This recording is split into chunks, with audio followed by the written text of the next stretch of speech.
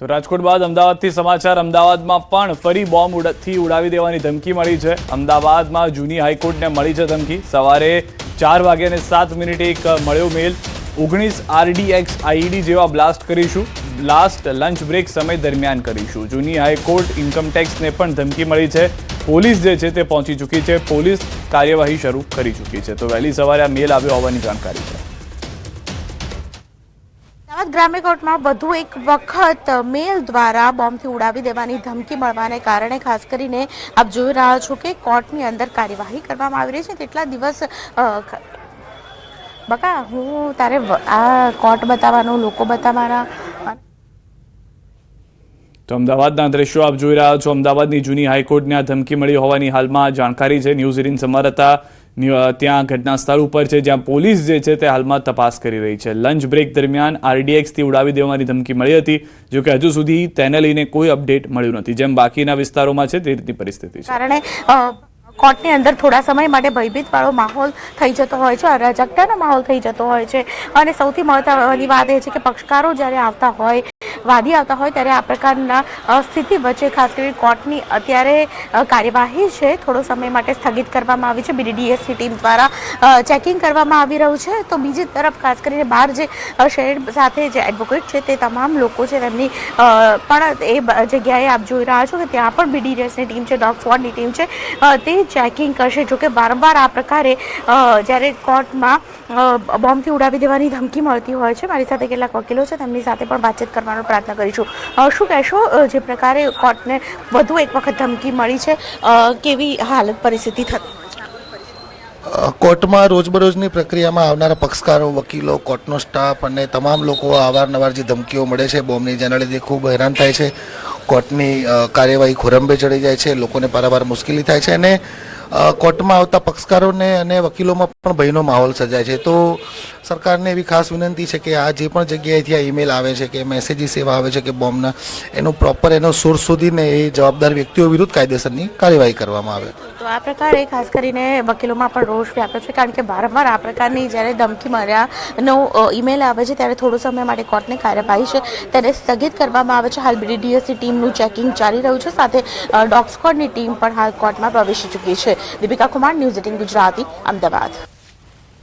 વડોદરામાં વધુ એક ધમકી ભર્યો મેલ। હવે વડોદરા કોર્ટને પણ ઉડાવી દેવાની ધમકી મળી છે। કોર્ટમાં બોમ્બ મૂક્યો હોવાની ધમકી મળતા ફફડાટ ફેલાઈ ગયો છે। ડોગ સ્ક્વોડ, બોમ્બ સ્ક્વોડ, પોલીસના ઉચ્ચ અધિકારીઓએ તપાસ કરી છે।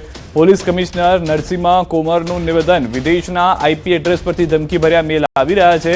સાયબર ક્રાઇમ સહિત અન્ય એજન્સીઓ પણ તપાસમાં જોડાઈ છે। ગઈકાલે સાંજે કારેલીબાગની બ્રાઇટ ડે સ્કૂલને ધમકી ભર્યો મેલ મળ્યો હતો, જેનું IP એડ્રેસ વડોદરાનું હતું। એક બાળકે પ્રેન્ક કરવા માટે શાળામાં ધમકી ભર્યો મેલ કર્યો હોવાનું તપાસમાં ખુલ્યું છે। પરીક્ષા રદ થાય તે માટે મેલ કર્યો હતો। આ સિવાય દેશની નેશનલ બોર્ડર બહારથી જ ઈમેલ આવે છે। અત્યાર સુધી કોઈ પણ સ્થળેથી વાંધાજનક ચીજવસ્તુઓ મળી આવી નથી।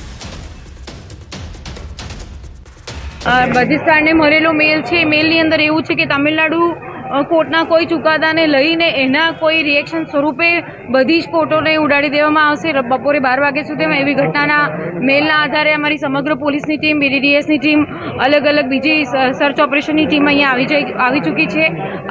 ડિસ્ટ્રિક્ટ જજ સાથે પણ અમારી એક વખત મિટિંગ કરી છે અને એ મિટિંગના આધારે પણ અમે લોકો સંપૂર્ણ અલર્ટ રહીને ચેકિંગ ચાલુ છે। ડિસ્ટ્રિક્ટ કોર્ટના મેલ ઉપર આજે બોમ્બ અંગેની ધમકી ભર્યો મેલ મળેલો છે।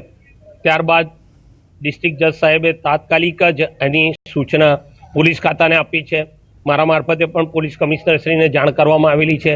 ત્યારે પોલીસ ખાતાની ટીમ તમામ જગ્યાઓનું સઘન તપાસ કરી રહેલી છે અને પક્ષકારોને હાલ પૂરતું કોર્ટ પ્રિમાઇસીસમાં નહીં આવવાનું, વકીલ મિત્રોને કોર્ટ પ્રિમાઇસીસમાં નહીં આવવાનું અને કોર્ટની કાર્યવાહી જ્યાં સુધી ગ્રીન સિગ્નલ નથી મળતો ત્યાં સુધી સ્થગિત કરવામાં આવેલી છે। તો હાલમાં વડોદરાની અંદરના જે દ્રશ્યો છે તે બાકી, જેમ મહેસાણામાં જોયા, રાજકોટમાં જોયા, અમદાવાદમાં તે પ્રમાણેના દ્રશ્યો જોવા મળી રહ્યા છે। પોલીસ જે છે તે ઘટના સ્થળે પહોંચી પ્રયાસ કરી રહી છે કે તમામ જે માહિતી છે તે એકત્રિત કરવામાં આવે।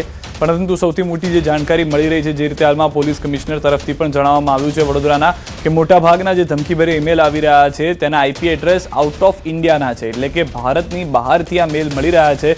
જેને લઈને સાયબરની ટીમ જે છે તે સક્રિય થઈ ચૂકી છે અને સાયબરની ટીમની મદદ લેવામાં આવી રહી છે અન્ય વિસ્તારમાં જવા માટે, અન્ય વિસ્તારમાંથી માહિતી મેળવવા માટે. અત્યાર સુધીમાં કોઈ વાંધાજનક વસ્તુ એક પણ કોર્ટમાંથી, શાળામાંથી નથી મળી. એ ખૂબ જ રાહતના સમાચાર છે. ધમકીભર્યા મેલ મળતા સ્વાભાવિક રીતે કોર્ટના કર્મચારીઓમાં ફફડાટ ફેલાઈ ગયો છે, કારણ કે તેઓને જણાવવામાં આવ્યું કે આપણી કોર્ટમાં બોમ્બ હોવાનો મેલ આવ્યો છે. તમામ કર્મચારીઓ ડરી ગયા હતા, ભાગદોડ મચી ગઈ હતી, પરંતુ તુરંત જ પોલીસને જાણ થતાં ફાયરની ટીમ પણ, પોલીસની ટીમ જે BDDS એટલે કે બોમ્બ સ્ક્વોડ જે છે તે પહોંચી ગયું હતું, ડોગ સ્ક્વોડની ટીમ પહોંચી ગઈ હતી. અમદાવાદમાં પણ તે પ્રકારની પરિસ્થિતિ જોવા મળી. પરંતુ અહીંયા વકીલોની વાત પણ સાચી છે કે જ્યારે આવા ખોટા મેલ પણ ભલે આવતા હોય, પરંતુ તેના કારણે જે પ્રક્રિયા હાથ ધરવી પડે છે, જેમાં કામ અટકી પડે છે અને અનેક લોકોને હાલાકીનો સામનો કરવો પડી રહ્યો છે. પોલીસ એક તરફ પ્રયાસ કરી રહી છે કે આ વ્યક્તિ કોણ છે કે જે મેલ કરી રહ્યા છે તેને પકડવામાં આવે. વડોદરા શહેરમાં છેલ્લા 24 કલાકથી ધમકીભર્યા ઈમેલ મળવાનો સિલસિલો યથાવત છે. ગઈકાલની વાત કરીએ તો ગઈકાલે વડોદરા શહેર અને જિલ્લાની 18 જેટલી શાળાઓને બોમ્બથી ઉડાવી દેવાની ધમકીનો મેલ મળ્યો હતો અને આજે દિવાળીપુરા કોર્ટનો વારો છે. દિવાળીપુરા કોર્ટના જે રજિસ્ટ્રાર છે તેમને વહેલી સવારે કોર્ટ સંકુલને બોમ્બથી ઉડાવી દેવાનો ધમકીભર્યો મેલ જે છે તે મળ્યો છે અને જેથી તેમને તાત્કાલિક ધોરણે પોલીસ કંટ્રોલ રૂમમાં જાણ કરી હતી અને તકેદારીના ભાગરૂપે તાત્કાલિક પોલીસના જે અધિકારીઓ છે ત્યાં બોમ્બ સ્ક્વોડ, ડોગ સ્ક્વોડ જે છે તે અહીંયા સ્થળ પર પહોંચ્યું છે અને વકીલ આલમમાં ફફડાટ જોવા મળી રહ્યો છે. તમે દ્રશ્યોમાં જોઈ શકો છો કે તકેદારીના ભાગરૂપે જે વકીલ અને અસીલ જે છે એ તમામ લોકોને સુરક્ષા કાજે બહાર અત્યારે કાઢવામાં આવ્યા છે અને કોર્ટ સંકુલની અંદર જે છે તે બોમ્બ સ્ક્વોડ, ડોગ સ્ક્વોડ દ્વારા ચેકિંગ જે છે તે હાથ ધરવામાં આવ્યું છે. ઉલ્લેખનીય બાબત છે કે ગઈકાલથી જ કોઈ સાયબર માફિયા છે અથવા તો કોઈ ટીકડખોર છે તેના દ્વારા પોલીસ તંત્ર જે છે તેની ઊંઘ હરામ કરવામાં આવી છે, કારણ કે સતત ધમકીભર્યા મેલ મળી રહ્યા છે. એના કારણે પોલીસ તંત્ર જે છે તે આમ તેમ દોડધામ કરી રહ્યું છે. ગઈકાલના સર્ચ ઓપરેશન દરમિયાન કોઈ પણ શંકાસ્પદ ચીજ વસ્તુ મળી નથી. એના ભાગરૂપે અત્યારે જે IP એડ્રેસ જે છે તેના આધારે ચકાસણી કરવામાં આવી રહી છે કે કયા લોકેશન પરથી આ મેલ જે છે તે કરવામાં આવ્યો છે. દિવાળીપુરા કોર્ટમાં પણ આજે સેમ પરિસ્થિતિ છે. પોલીસ જે છે તે તકેદારીના ભાગરૂપે અત્યારે તમામ પગલાં લઈ રહી છે. જે વાહનો પાર્ક કરેલા છે વાહનોનું ચેકિંગ કરાઈ રહ્યું છે. તો કોર્ટ સંકુલની અંદર ડોગ સ્ક્વોડ અને બોમ્બ સ્ક્વોડ દ્વારા ચેકિંગ કરાઈ રહ્યું છે. હવે આ IP એડ્રેસ જે છે તે ગઈકાલના IP એડ્રેસ સાથે મેચ થાય છે કે કેમ, એ તમામ પ્રકારના જે પાસા જે છે તેની ચકાસણીનું કામ સાયબર ક્રાઇમનું છે. ત્યારે સાયબર ક્રાઇમ પોલીસ જે છે તે સમગ્ર મામલે વધુ તપાસ હાથ ધરશે. હાર્દિક દીક્ષિત, ન્યૂઝ 18 ગુજરાતી, વડોદરા. તો ગાંધીનગર કોર્ટને પણ બોમ્બથી ઉડાવી દેવાની ધમકી બાદ પોલીસનું સઘન ચેકિંગ. ધમકી બાદ તમામ લોકોને બહાર કાઢવામાં આવ્યા છે. બોમ્બથી ઉડાડી દેવાની ધમકી છે તે સ્કૂલોને મળતી હોય છે, પરંતુ આજે ગાંધીનગર કોર્ટને ઈમેલ મળ્યો છે અને તેમાં કહ્યું છે કે ગાંધીનગર કોર્ટને બોમ્બથી ઉડાડી દેવાની જે ધમકી મળી ત્યારબાદની કાર્યવાહી છે તે કરવામાં આવી છે. આખે કોર્ટ પરિસરને છે ચેકિંગ કરવામાં આવ્યું છે પોલીસ દ્વારા, સુરક્ષાની એજન્સીઓ દ્વારા, અને જે તમામ લોકોને છે તે અત્યારે બહાર મોકલી દેવામાં આવ્યા છે કોર્ટથી. અને આપણી સાથે છે એડવોકેટો, વાત કરીશું અત્યારે જે રીતે વારંવાર આ ધમકી મળી રહી છે એના ઉપર કોઈ કાર્યવાહી નથી થતી, આરોપીઓ નથી પકડાતા, આપની શું ડિમાન્ડ?